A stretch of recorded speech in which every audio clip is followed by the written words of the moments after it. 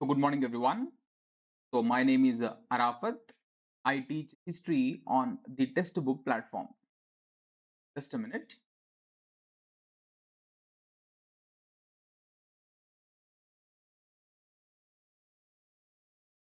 Just a minute.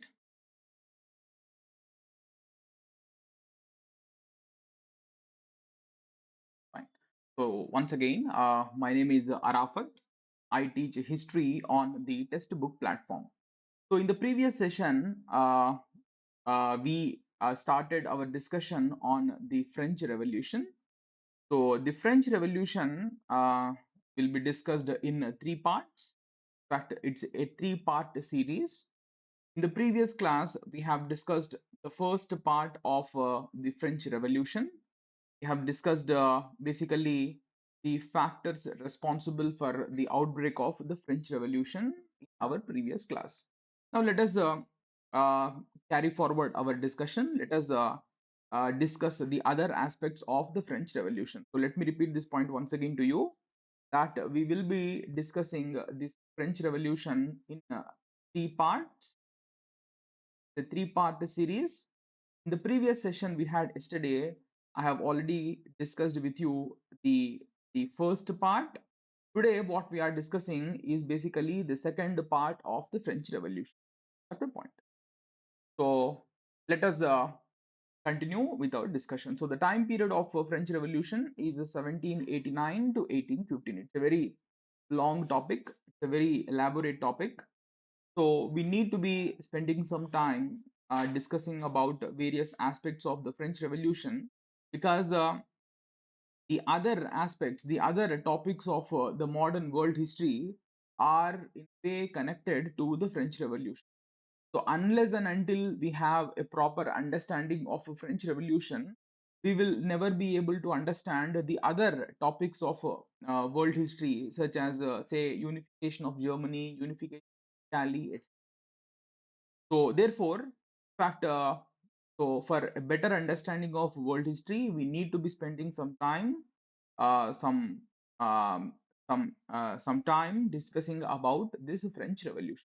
So that's the reason why I am trying to discuss the French Revolution in three parts, in a three-part series. First part we have already completed in the previous class.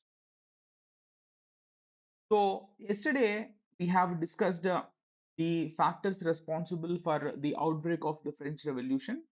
I told you that France, the 18th century AD, was ruled by a dynasty called the Bourbon dynasty. The point.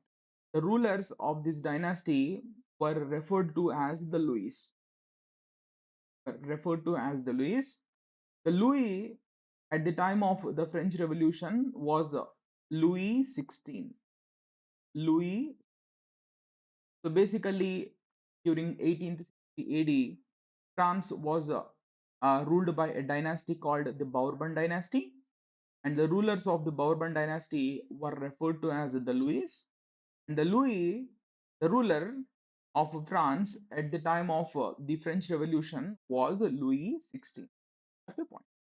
So basically, the revolution happened the exact day on which the people of France revolted against Louis 16 was on 14th of July 1789.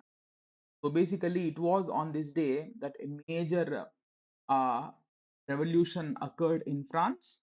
So it was after this revolution that the ruler of France, that is Louis 16, agreed for the establishment of a constitutional monarchy in France. So till 14th of July 1789, France was basically an absolute monarchy. France was basically an absolute monarchy. We have seen why people of France revolted against absolute monarchy. So, as a result of this major revolt, major rebellion happened on 14th of July 1789, the ruler of France, that is Louis XVI, had no other choice other than to agree for the establishment of a constitutional monarchy in. So this day, the 14th of July 1789, is often referred to as the fall of Bastille Day. Fall of Bastille. Yesterday, I explained to you what we call as this fall of Bastille. So let us move ahead and discuss other related developments. So basically, uh, as a result of the fall of Bastille, so following the fall of Bastille, the French ruler Louis agreed for the establishment of a constitutional monarchy in France. So the point is, as a result, the third estate. So basically, let me repeat: France between 1789 to 91, France between the period of 1789 to 1791 was ruled by new body called the National Constituent Assembly. So France during the period 1789 to 91 was ruled by the National Constituent Assembly. Point. So basically, the National Assembly, which was formed by the representatives of the third estate in 1789, got transformed into the National Constituent Assembly in 1789. So before the outbreak of the French Revolution, before the fall of Bastille, the members of the third estate declared themselves as a national assembly. Remember, yesterday I discussed this with you. It is before the fall of Bastille only, the members of the third estate, the members of the third estate declared themselves as the National Assembly. Okay, point. So it was this National Assembly that got transformed into the National Constituent Assembly after the fall of Bastille. So it is after the fall of Bastille.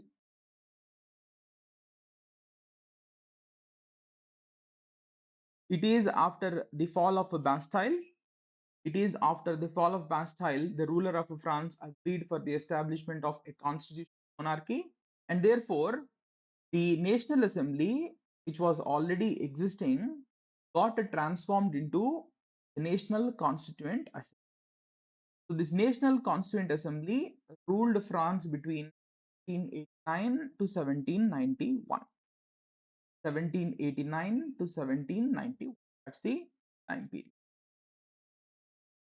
So the point is, the basic objective, the reason uh, uh, behind the formation of a National Constituent Assembly was to prepare a new constitution for France, because absolute monarchy was abolished.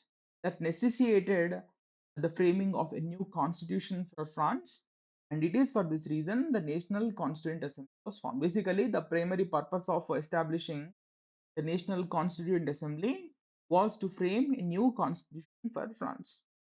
At a point. So between 1789 to 1791, the France was basically ruled by the National Constituent Assembly. Now let us understand, let us take a look at the work of the National Constituent Assembly. Let us understand, let us take a look at the work of this National Constituent. Basically, it issued a famous declaration called the Declaration of Rights of Man and of the Citizen. First thing which the National Constituent Assembly was, the first thing which the National Constituent Assembly did was to issue a declaration called Declaration of Rights of Man and Citizens. Basically, under this declaration, the Constituent Assembly, that is the National Constituent Assembly, guaranteed a set of rights to all the people of France. It guaranteed a set of rights to all the people of France. That's the point. So, for example, it guaranteed, so this Declaration of Rights guaranteed equality of all citizens before the law. It basically guaranteed equality of all citizens before the law. It guaranteed freedom of speech, freedom of religion. It also guaranteed the right to property. The point. So basically, uh, This new Declaration of Rights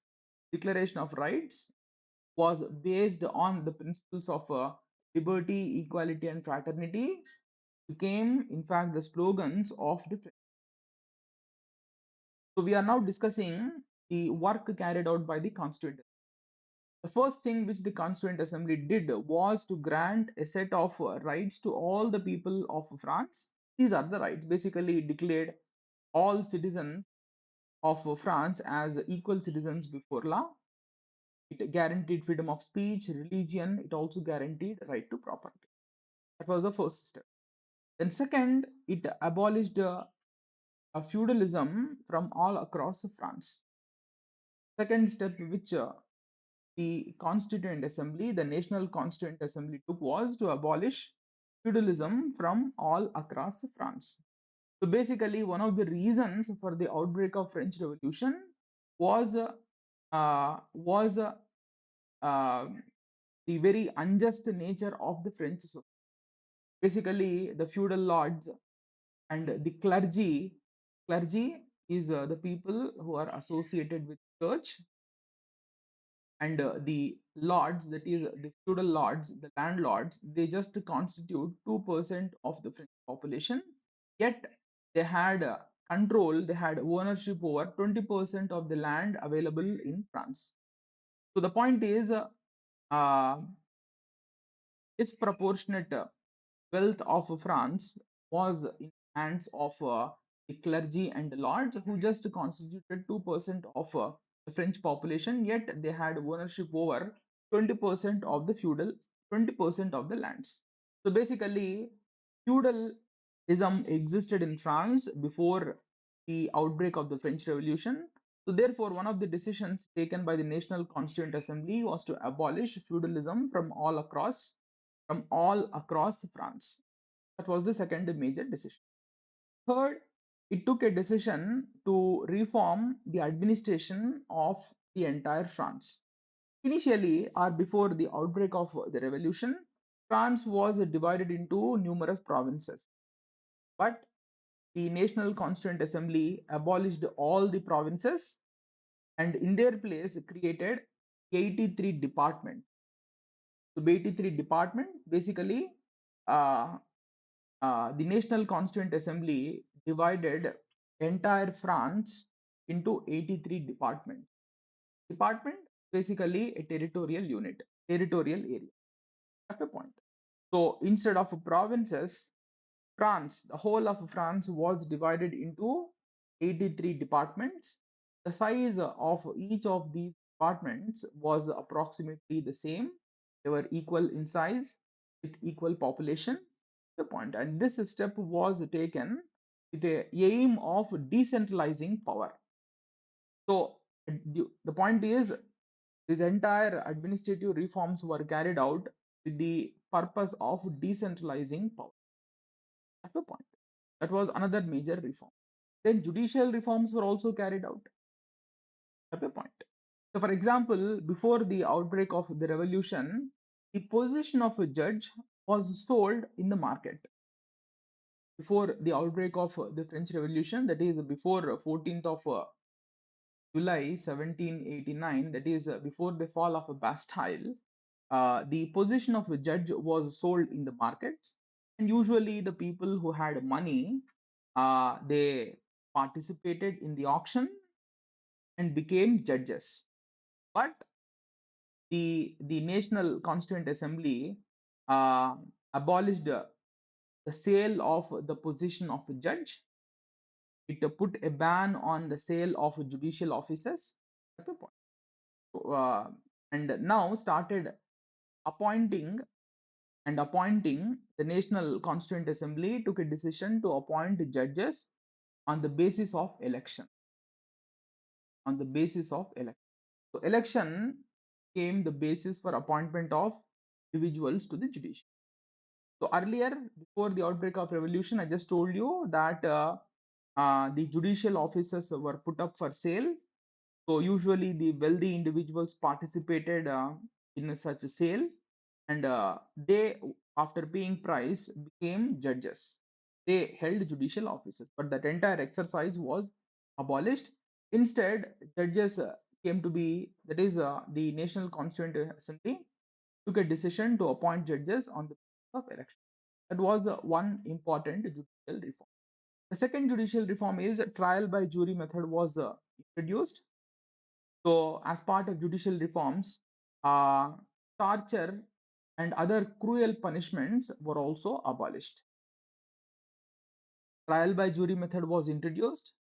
At the same time, torture and cruel punishments were also abolished by the National Constituent. Then a set of economic reforms were also undertaken. So, one economic reform which the National Constituent Assembly took was to promote free trade. To promote free trade. So, to promote free trade, internal tariffs were removed. The internal tariffs, which greatly hindered commerce within France, were removed, were abolished. That's the point. So, the whole point which I'm trying to convey is the National Constituent Assembly also took steps to promote, took economic reforms. It undertook economic reforms. One economic reform which it took was to promote free trade by abolishing all the internal tariffs that greatly hindered trade within France. That's the point. So you don't have to remember the second one, but this first point is very, very. So this is the economic reform which it took. That's the point. Then it also undertook the National Constituent Assembly also undertook religious reforms. Religious reform. So the point is, the National Constituent Assembly drafted a constitution for the clergy called the Civil Constitution of the Clergy. Basically, the National Constituent Assembly drafted a constitution specifically for the clergy, is the people who are associated with the church, uh, called the Civil Constitution of the Clergy. Let me repeat this point once again. The National Constituent Assembly drafted a new constitution specifically for the clergy called the Civil Constitution of the Clergy. The point. So, under the Civil Constitution of the Clergy, uh, it undertook. The point is, uh, uh, the Constituent Assembly carried out numerous religious reforms. For example, uh, the the the Constituent Assembly confiscated the church lands. Thereby, it brought the clergy under the control of the state. Control of the state. Control of. Let me repeat this point once again. So the whole point which I'm trying to convey is, uh, the the the the national the National Constituent Assembly, just the Constituent Assembly, as a part of its religious reforms, came up with constitution for the clergy called Civil Constitution of the Clergy. So let us understand what this Civil Constitution of the Clergy is. At a point, I just told you it was a constitution prepared by the National Constituent Assembly. Basically, under the Civil Constitution of the clergy was required to swear their allegiance to the French state. Earlier, the clergy swore their allegiance to the Bible, they swore their allegiance to the Pope. But under the Civil Constitution of the clergy were required to swear their allegiance not to the Pope, not to the Bible. They were required to swear their allegiance to the French state. At a point. At a point. So, and importantly, under the Civil Constitution of the Clergy, it was also decided that the bishops and priests were basically the clergy. Clergy. The point is, the clergy was also decided that the clergy, such as the bishops and the priests, were to be elected by the citizens. The bishops and the priests were to be elected by the citizens, and their salaries were to be paid by the state. You understand this point? The point is, as part of religious reforms, the Constituent Assembly prepared a constitution specifically for the clergy called the Civil Constitution. So, under this new Civil Constitution of the clergy were required to swear their allegiance to the French state and not to the Pope, or not even to the Bible. And importantly, earlier, before the outbreak of the revolution, the clergy, such as the bishops and priests, were mostly appointed by the Pope himself. But now, as a part of religious reforms, it was decided that the position of a Pope and a priest was decided that the bishops and priests were to be elected by the citizens, including by the non-Catholics. Basically, uh, Catholicism uh, uh, was dominant in France, but there were non-Catholics as well in France. But it was decided under the civil constitution of clergy that the bishops and priests were to be elected by the citizens, and they will not henceforth be appointed by the Pope. And more importantly, uh, these bishops and priests were to be paid by the state. Is the government would pay salaries to the bishops and priests. Effectively, what was the outcome? So basically, uh, the position of a pope was reduced to that of just a nominal head. Earlier, Pope uh, uh, was very prominent because the Pope was the one who appointed the clergy to the church. So the clergy swore their allegiance to the Pope and the Bible. But as a result of these religious reforms, the position of a Pope was reduced to that of just a nominal head of the Christian world. Basically, the position of a Pope was reduced to that of just a nominal head of the Christian, because the state itself began to give salaries to the bishops and the priests. The bishops and priests were required to swear their allegiance to the French state, and more importantly, they began to be elected by the people and they were not appointed by the Pope. So, this, as a result of which, the position of a Pope was reduced or was converted to just a nominal head. Was another important. Then finally, um, the National Constituent Assembly drafted a new constitution, which came into force in 1791. Basically, the teachings of the French triumvirate, that is Voltaire, Rousseau, and Montesquieu, became the basis for this new constitution. Basically, the teachings of Voltaire, Rousseau, and Montesquieu uh, uh, uh, heavily influenced the new constitution drafted by the National Constituent. So, on the basis of the teachings of the French triumvirate, that this new constitution was drafted. So, take a look at the new constitution that was drafted by the National Constituent Assembly and that came into force in 1791. So, take a look at the first of the provision. Basically, uh, the first provision is the constitution provided for the establishment of a constitutional monarchy. The new constitution of France provided for the establishment of a constitutional monarchy. Basically, France was declared as a constitutional monarchy, but executive power shall was declared that the executive power shall rest with the king. The point. The king was also uh, to head the army, navy, and he was also permitted to carry out external affairs. Importantly, the king was given veto powers. The point is, before the outbreak of French Revolution, France was an absolute monarchy.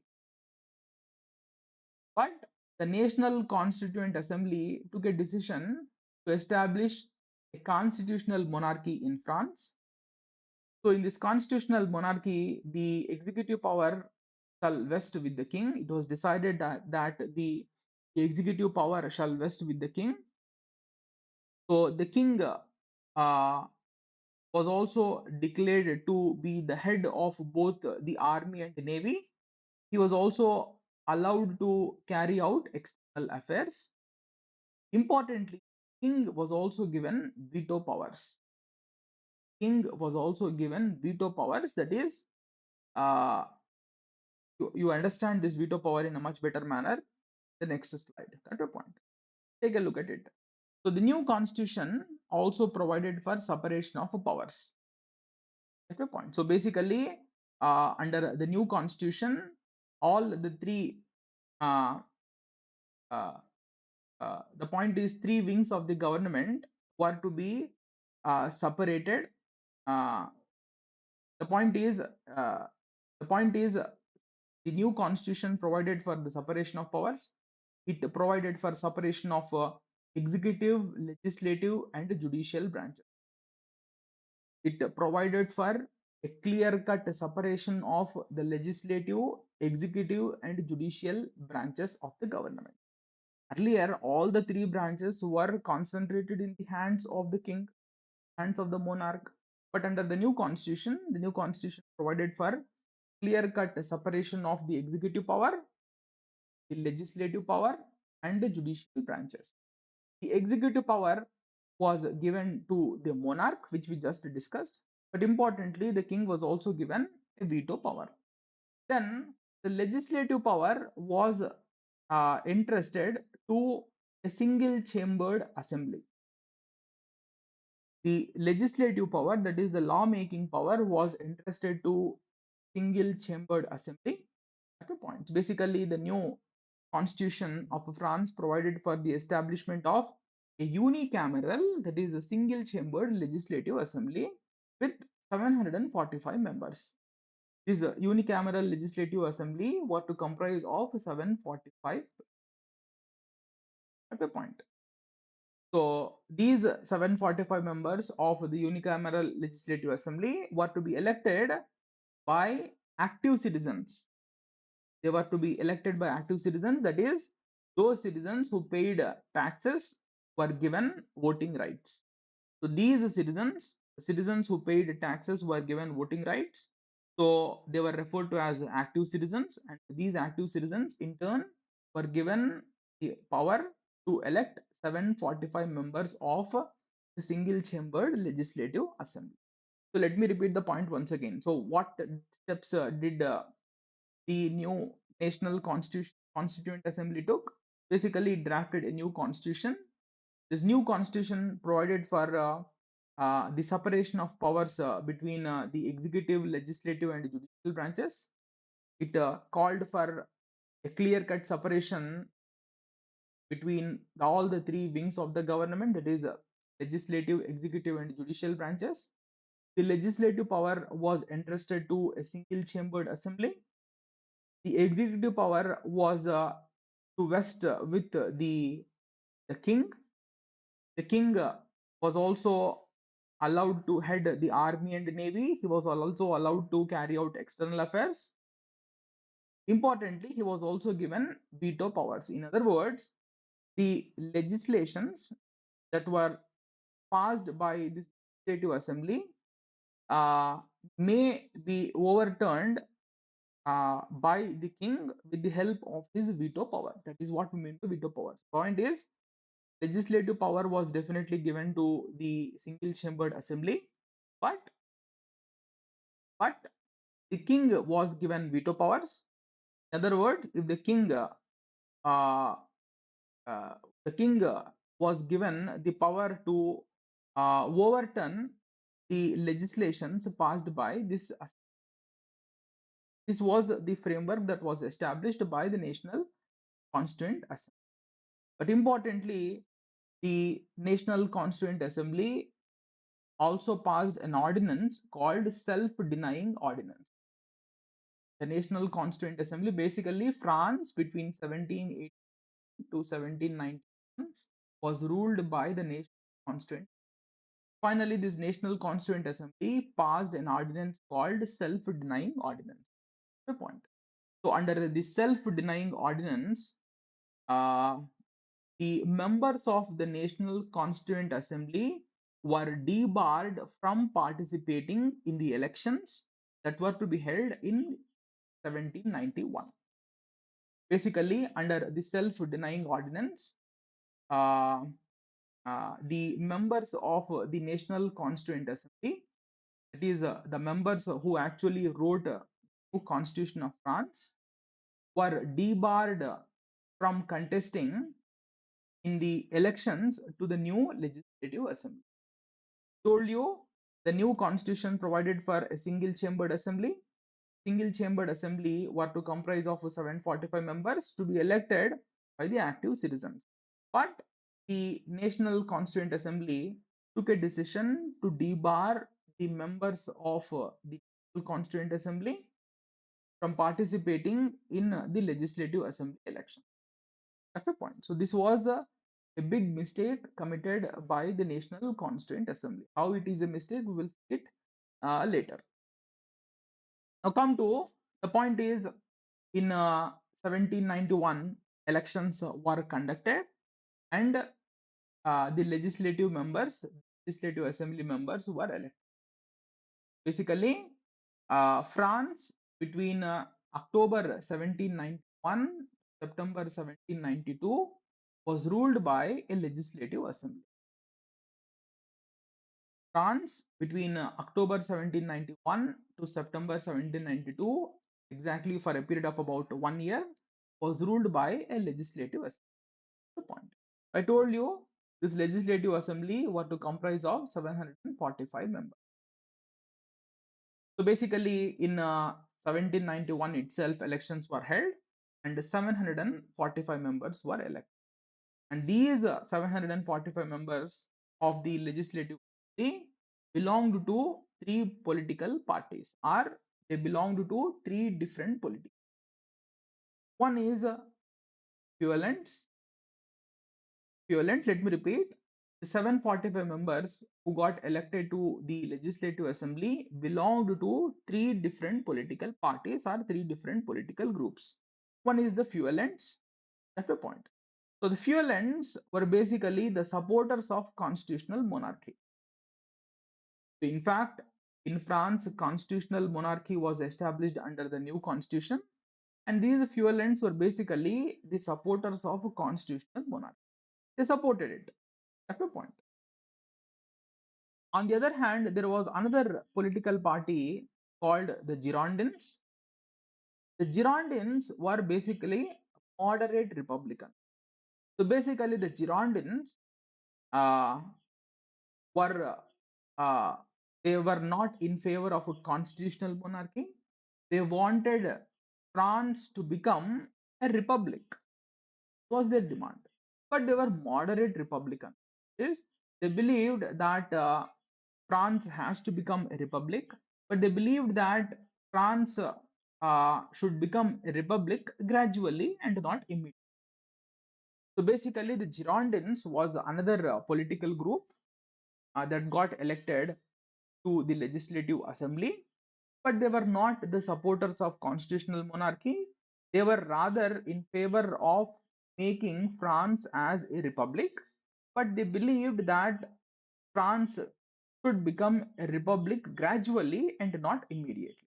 Hence, we call them as a moderate Republican. Then, importantly, there was another political group which also got elected to Legislative Assembly called the Jacobins. The Jacobins were basically radical Republicans. They too wanted to establish a republic in France. They were not the supporters of a constitutional monarchy. They wanted France to become a republic, but importantly, they wanted to establish a republic in France as soon as possible. So they wanted a republic to be established in France immediately. So they were very restless. They were not happy with the constitutional monarchy. They wanted uh, France to become a republic within a short span of time. That was the thinking of the Jacobins. But the point is, why did this conflict come into existence? The whole point is the people who actually drafted the constitution, that is, the members of the National Constituent Assembly passed self-denying ordinance, under which the members of the National Constituent Assembly, that is the assembly which actually drafted the constitution, were debarred from participating in the elections to the Legislative Assembly. And therefore, the one who drafted the constitution and the one who got elected to the Legislative Assembly were not one and the same. Basically, the Fuelants, the Girondins, and the Jacobins were not involved in the constitution drafting process. They were altogether new group. And the group which actually drafted the constitution stayed away from the elections on their own. They themselves decided not to participate. And in fact, they passed an ordinance called self-denying ordinance. Therefore, it became a very costly mistake to have been committed by the Constituent Assembly. That's my point. Now, take a look at some important legislations passed by the Legislative Assembly.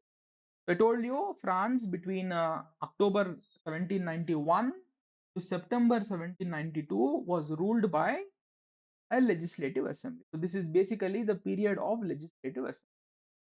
Legislative Assembly, there were 745 members belonging to three different political groups: Fuelants, the Girondins, and the Jacobins. So this Legislative Assembly passed two important legislation, two important bills. This Legislative Assembly passed two important bills. One is called Law Against Non-Juring Clergy. Law Against Non-Juring Clergy. We have already discussed about the religious reforms. We have just discussed about the religious reforms. I told you that as a part of religious reforms, a new constitution was specifically framed for the clergy, called the Civil Constitution of the Clergy. We have just discussed about it. So, as per this Civil Constitution of the clergy, like the bishops and the priests, were required to swear their allegiance to the constitution. They were required to swear allegiance to the French state. We just have discussed that one. So basically, under the Civil Constitution of the clergy such as the bishops and the priests were required to swear allegiance to the French state. But a section of the clergy, not all, but a section of the clergy refused to swear their allegiance. They refused. They refused to swear their allegiance to the French state. Such clergy who refused to swear their allegiance were declared as non-juring clergy. They were declared by the Legislative Assembly as non-juring clergy, and the Legislative Assembly took steps to deprive or to stop the pension of the non-juring clergy, pension, salary of the non-juring clergy. The Legislative Assembly also took a decision to arrest and prosecute such non-juring clergy. This was the decision. This was the law. So basically, the Legislative Assembly passed two important bills. One is a law against non-juring clergy.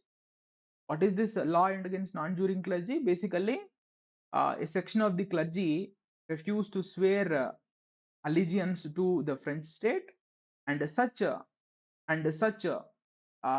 clergy came to be referred to as the non-juring clergy at a point.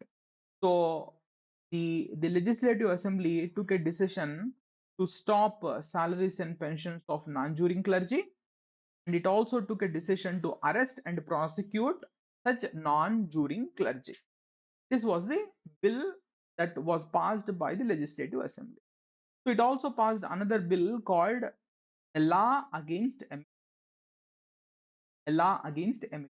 Basically, this was a law. The point is, the French Revolution broke out in 1789. Immediately during the period of the French Revolution, the feudal lords of France ran away from France and took shelter in the nearby countries of France, such as Austria and Prussia. So in 1789, French Revolution broke out. Soon afterwards, the the landlords of France, they ran away from France and took shelter neighboring countries of France, such as Austria, as well as in Prussia. The point. So the point is, and those people who ran away from France during the period of revolution came to be referred to as emigres. Emigres. That's my point. So basically, these emigres were trying to influence the rulers of other countries, such as Austria and Prussia, to interfere in the affairs of France and revive absolute monarchy. So basically, these emigres who were staying in Austria and Prussia were trying to influence the rulers of Austria and Prussia to interfere in the affairs of France and revive the absolute monarchy. Basically, they were encouraging the rulers of Austria and Prussia to once again revive absolute monarchy in France.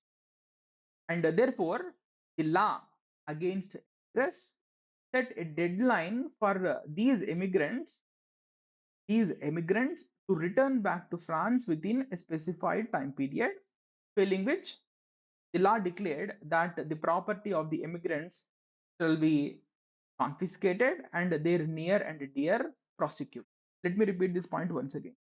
The law against immigrants declared that the immigrants who were staying in other countries of Europe shall have to return back to France at a specified time period, failing which the law declared that the property of the immigrants in France shall be confiscated by the government. Also, the near and dear of the immigrants living in France shall be prosecuted. This is what the law declared. This is what we call as the law against immigrants. But the point is, let me take you back to what actually happened. So there was a legislative assembly. There were 745 members in the legislative assembly, and these 745 members belong to three different political groups. We just discussed what these three are at a point. And this legislative assembly in the year 1791 passed two bills. One is the law against non-juring clergy. You know what this bill is. Second, it also passed a bill called a law against immigrants. But the point is, the king, the Louis 16, Louis, who was the Louis, I told you Louis 16 was the French ruler at the time of revolution. So from 1791 onwards, from 1791 to 1792, he merely remained as uh, a constitutional monarch. Before 1791, he was an absolute monarch, but between 1791 to 1792, he merely ruled France as a constitutional monarch. But the point is, the king, Louis XVI, used his veto powers and withheld his assent to the above two bills. The civil constitution, the law against emigres and also the law against non-juring clergy. So basically, the king used his veto powers and withheld assent to the above two bills. This is what the king did. But the point is, the decision of the king was not to the liking of the French people. This decision of the king to withhold his assent to the above two bills was not to the liking of the French people. In fact, the French people began to question the sincerity of the king in implementing the new constitution. Basically, the people of France began to question the sincerity of the king towards the new constitution. They began to question the sincerity of the king in implementing the provisions of the new constitution. And meanwhile, the ruler of Austria, this was one side, but at the same time, there was a ruler of Austria by name Leopold. And there was a ruler of Prussia by name Frederick William II. So the ruler of Austria, that is Leopold, and the ruler of Prussia by name Frederick William II, issued a joint declaration called the Declaration of Pillnitz. The Declaration of Pillnitz. Declaration of Pillnitz. This was issued in 1790. So why did Leopold Frederick issue this declaration? Basically, Leopold was the brother of Mary Antoinette, who was the wife of the French ruler Louis XVI. So basically, the Marie Antoinette happened to be the wife of French ruler Louis XVI, and this Leopold, he was very anxious about the security and the safety of his sister and brother-in-law, and therefore, uh, uh, it was in that context that Leopold, with the support of Frederick William II of Prussia, issued a declaration which became popular as the Declaration of Pillnitz, issued in 1792 AD. That's the point. So basically, in this declaration, the two European rulers threatened a military intervention in France. Simple terms, under this declaration of Pillnitz, both of these European rulers, that is Leopold and Frederick William, threatened a military intervention in France. They declared that they would try their best to restore monarchy in France.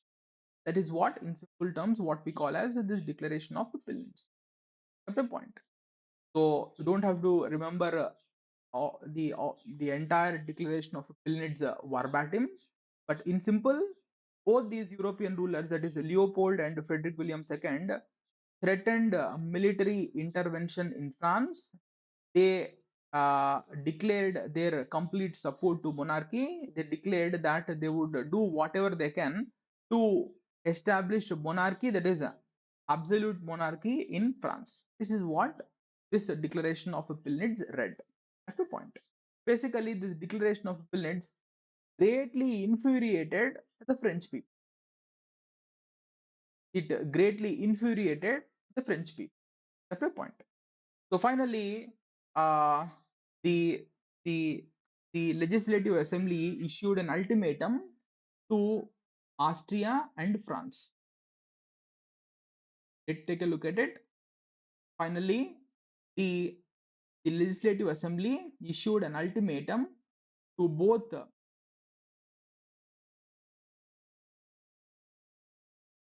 It issued an ultimatum to both Austria and France. So basically, uh, it demanded, the Legislative Assembly demanded uh, Austria and Prussia to disperse French immigrants from their soil as soon as possible. So basically, uh, France issued an ultimatum to both Austria and Prussia to disperse the French immigrants from their soil, to send away the French immigrants from their soil. However, both these countries, both these kingdoms, both, that is Austria and Prussia, this led to an outbreak of a war between Austria and Prussia on the one side and France on the other side. So the point is, finally, what did the Legislative Assembly do? The Legislative Assembly finally issued an ultimatum to both Austria, ultimatum to Austria and Prussia. At a point. So France issued an ultimatum to Austria and Prussia to disperse French immigrants from their soil. However, both Austria and Prussia refused.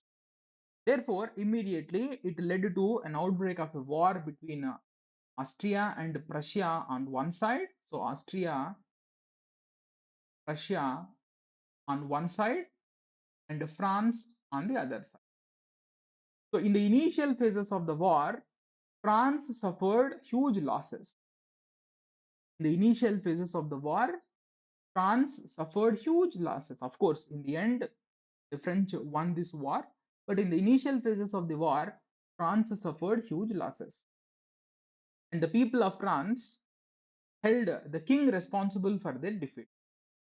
The people of France, basically, the people of France believed that the initial losses in France were uh, due to the conspiracy of the French ruler. Basically, the people of France believed that the French had suffered huge losses because of the conspiracy of the ruler, that is Louis XVI. The people of France basically held the king Louis XVI responsible for their defeat, for the defeat of France. So, in anger, the people of France attacked the royal palace. They attacked the royal palace and made Louis XVI their hostage. They took Louis XVI as their hostage. This is what happened. So basically, the declaration of a pillage in a way should be held responsible for the escalation of tensions between France and the two European kingdoms, that is Austria and Prussia. Had it not been for the declaration of pillage, this the escalation in tensions would not have happened, and this war would not have taken place in the first place at all. So the point is, the Legislative Assembly kept demanding both Austria and Prussia to send away French immigrants from their soil, but when they refused, the Legislative Assembly had no other choice other than to declare war against both Austria and Prussia. It was forced to declare because it believed it was forced to declare war against Austria and Prussia because the French immigrants living in both Austria and Prussia were trying to influence the rulers of Austria to interfere in the French affairs and to restore monarchy, that too absolute monarchy. Point. So that became reason for uh, the Legislative Assembly to declare war against both Austria and Prussia. This is what actually happened. What actually happened. I hope I am clear. That's the point. So the point is, when the French suffered initial losses, their war against Austria and Prussia, out of anger, the the French people attacked the royal palace and made Louis their hostage. This is what happened. Immediately, the Legislative Assembly voted for suspension of monarchy. Immediately voted for suspension of monarchy. In fact, the Legislative Assembly took a decision to make France as a republic. They also took a decision to frame a new constitution for republican. Why did this sudden change? The point is, it was only in 1791 new constitution was implemented in France. This new constitution survived only for 1790. New constitution in France survived only for year between 1791 to 17. It was because the people who got elected as members of legislature, the people who actually drafted the constitution were not one and the same. In fact, the people who got elected as members of the legislature, particularly the Girondins and the Jacobins, were not in favor of a constitutional monarchy. They wanted to make They wanted to make France as a republic.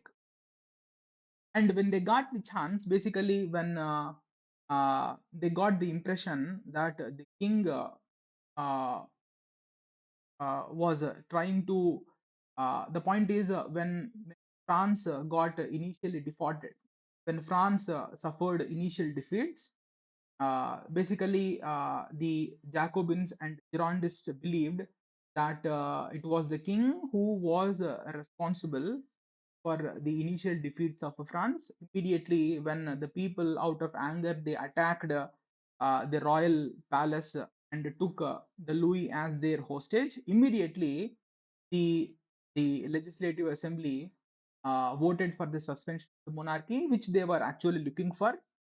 They declared France as a republic. They also decided to frame a new constitution for republic. They also decided to frame a new constitution for Republican France. So, so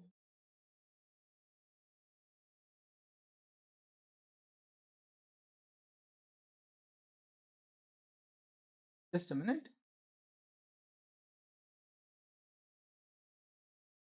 That's all for today. Uh, we will continue with this lecture series. The French Revolution being a very lengthy topic, it requires some time. I will be completing this entire French Revolution about 4 sessions, not 3 but 4 sessions. So far, we have completed 2 sessions. So those who have attended today's class, you kindly uh, listen to first class on French Revolution, which I discussed yesterday at a point. Then you come back and listen to this particular. So in the next week, Monday and Tuesday, we will be continuing. Monday we will have 45 minutes. Then Tuesday also we will have another 45, and coming Tuesday have the same complete the French Revolution, because it is a very lengthy topic. It requires at least 3 or 4 hours to complete the topic. The point. And we will meet Monday and Tuesday and this whole topic. All for today. See you in the next class.